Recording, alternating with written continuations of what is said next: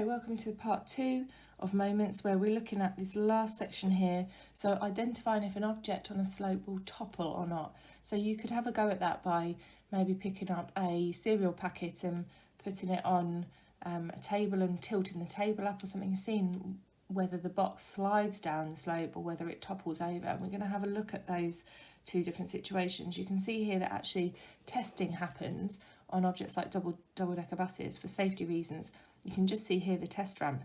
The bus would start the horizontal and they would raise one edge of the ramp to see at what is the point where the bus will actually topple over, to just check the safety. So that's the situation that we're going to be modelling.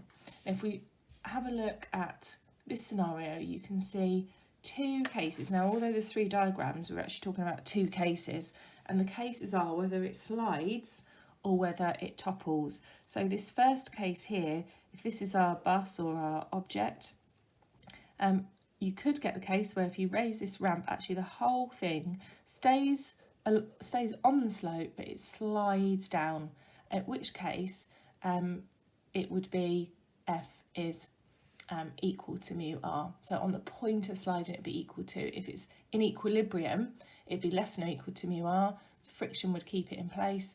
If friction is equal to mu r, then it would be on the brink of sliding down the slope. So that's the kind of sliding scenario. You can see the different forces acting on it here. So you've got friction heading up the slope, you've got the weight, and you've got the normal reaction. We then come to a situation of toppling, and it's sort of modelled by these 2 diagrams. You can see here's the rectangle representing the object, and the pivot point becomes this corner. If it was toppling down here, you can see here on a little bit better, it's actually toppling on that pivot point. So the toppling scenario is, these are the 2 critical cases essentially.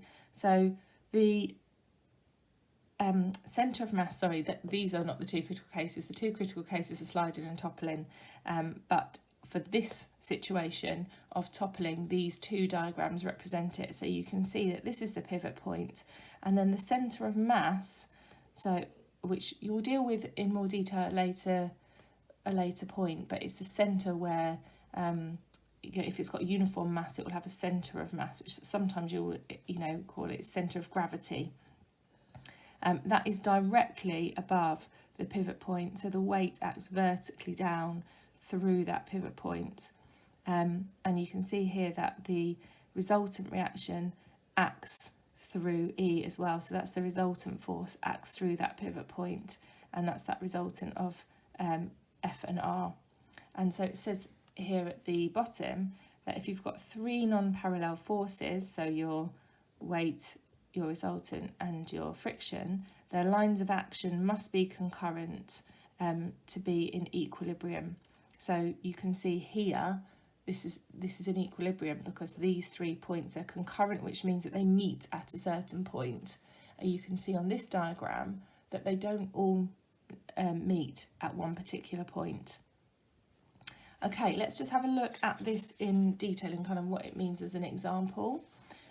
So for this example, we have a block and we've got a force P that's applied to this top point here and until the block moves, and the coefficient of friction is 0.4. We've got to say whether this slides or topples. We've got to decide which of those critical cases it is. So I'm going to add forces to this diagram. I know that I've got a 2 kilogram block, so I've got my weight coming down here, 2g. The force is pushing it in this direction, so friction will oppose that motion and that will be in contact with the surface. So I've got friction heading here, and then of course I will have a normal reaction. Just going to put it here just because I don't want to go through that number there. I'm going to call this point A, because if this block did topple, this would be the pivot point. So let's have a look at while it's in equilibrium. So remember, I'm deciding if it slides or topples. I've got to look at the 2 cases. So if I resolve it, So horizontally,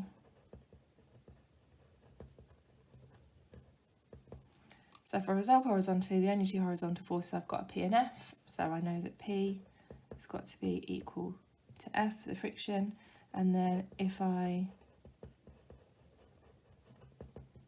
go vertically, again, these are the only two forces that act in that direction, so I know that R is equal to 2G.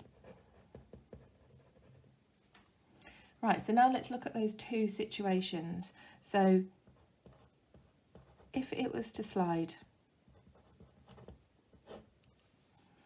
I know then on the brink of sliding, F is equal to mu R. So I can substitute in things that I found from here. So my F is P, my mu is 0.4 because it tells me that in the question, and my R is 2G. So P would be 7.84 newtons.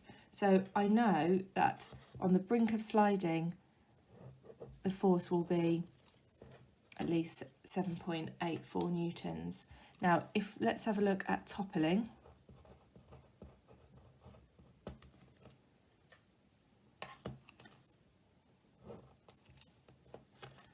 Right, so again, we've got that A would be the pivot point if it was toppling. And then we also know from here that R, if we go back up to this point, our reaction works through the pivot point. So we can say that A would be the pivot point,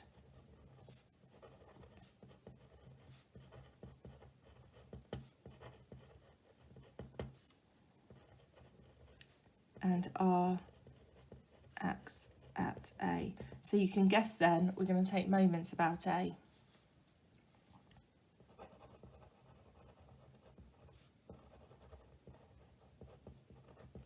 So if R is acting at A, then we've got R times 0.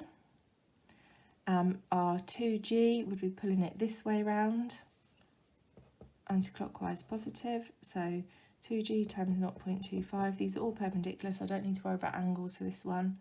And then my P force here, F goes, would disappear anyway, but it goes through that moment. P would take it round in a clockwise direction, so minus P times the distance. Now, got to be really careful with the distance here because you start just thinking, oh, look, it's 0.5 metres away, but it isn't. If you have a look at this force, the perpendicular distance between P and the pivot point is actually 0.2, because if you carry that force along, that's your perpendicular distance. So be really careful. And if you want to add a little note here to remind yourself.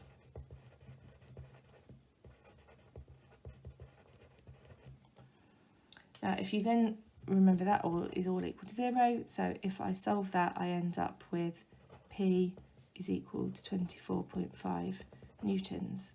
So again, you could pause and check that you get that answer. So what we've worked out then is if it was to slide,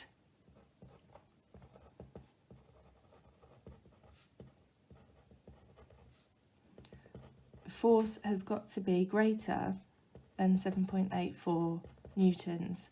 If it was to topple, the force has got to be greater than 24.5 newtons. So which one is going to happen first? If you're increasing the force, you're going to get to this point first, therefore it will slide before it topples.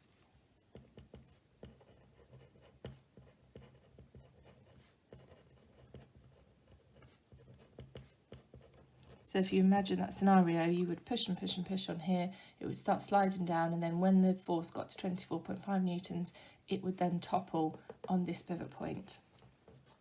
Okay, let's look at one final example then.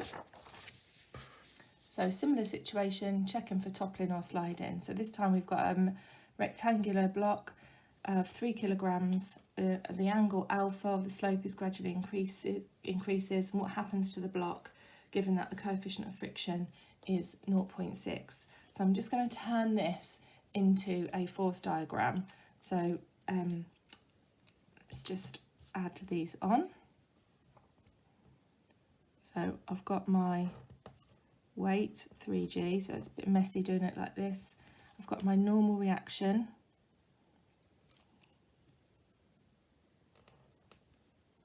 I'm just going to do that, you'll see why in a minute. So that's my normal reaction there. And this is just to think about these angles. So if you think about what these angles are, this angle there would be 90 minus alpha. So this angle here will be alpha. And then again, these are vertically opposite angles, so that angle there will be alpha. So some of your angle work there. Right, so let's just have a look at whether this is going to slide or topple. Actually, before I do that, what I've realised is we've ignored friction. So this would be sliding or toppling down the slope. So friction is going to act up the slope. And remember, if you put in the wrong direction, it doesn't matter because you'll just end up with a negative answer and you'll be able to correct that at the end. Right, so if we check for sliding first.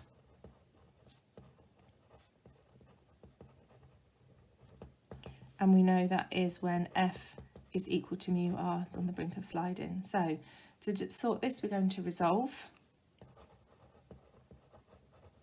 We're going to do parallel to the slope. First of all, so if we do parallel to the slope, we've got F in the upwards positive direction, and then we've got the only other one that will impact this is our weight. And it's going to be 3g sine alpha. So again, if you're trying to find this direction here, I'm getting myself confused now. So we're looking at this direction here down parallel to the slope. So this is going to be F sine alpha. So again, you could draw out your little diagram because the alpha relates here. So it's going to be F is equal to 3g sine alpha parallel to the slope. If we then do perpendicular to the slope, again, let's have a look at the forces that are perpendicular. So I've got my R, and the only other one again is my weight. So again, this angle here is alpha, so it's going to be 3g cos alpha. So if I put those together, so I know that F is equal to mu r. So F is 3g sine alpha.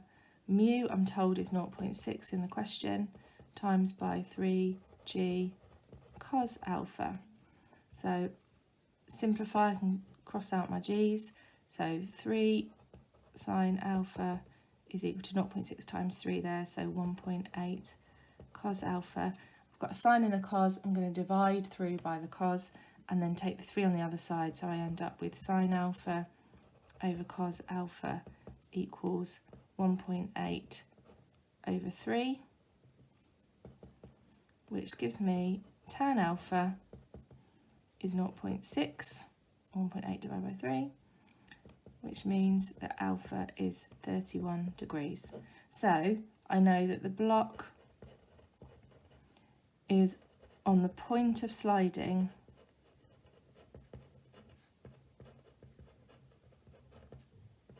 when the angle is 31 degrees. Okay, so I've checked for sliding, that's my first scenario. Now I need to check for toppling.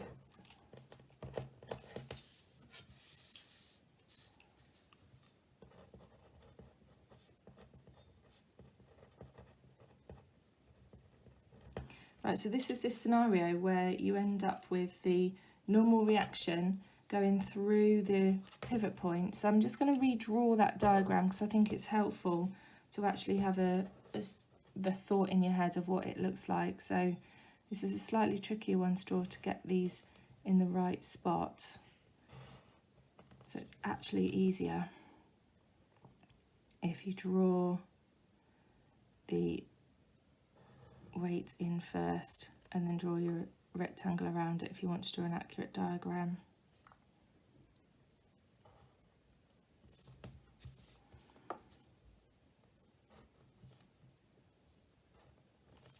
So I know that I've got my action,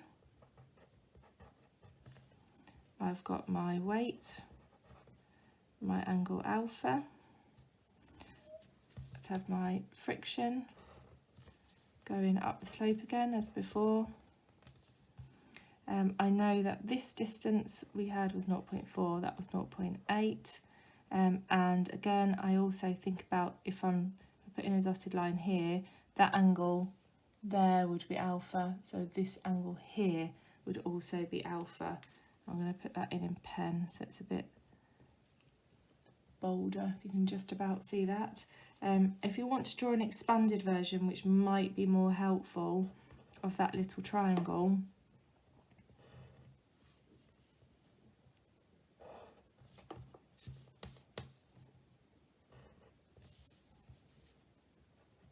so we've got our 0.4, this is our 0.8, and that's our alpha there. Okay, so again we want to find the angle at which it's toppled. So this is the situation here where we'll be on the brink of toppling. So let's figure out that angle. So that will be tan alpha is opposite, which is 0.4, over adjacent 0.8, which again, put that onto your calculator, see if you can figure that out. So it would be 26.6 degrees. So I know then that to summarise the situation, the angle for sliding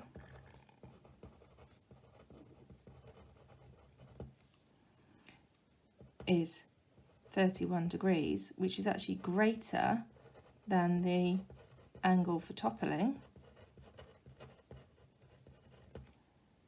which is 26.6 degrees. So which one happens first? Well, the toppling angle. So if you're increasing the angle, it will get to 26.6 degrees first. So therefore the block is going to topple before it slides.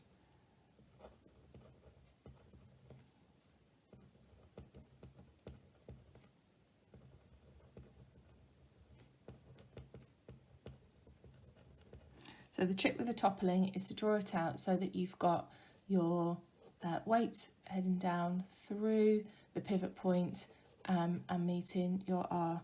So pretty clever, eh? Right, have a go at page 241, exercise 10.3. Well done.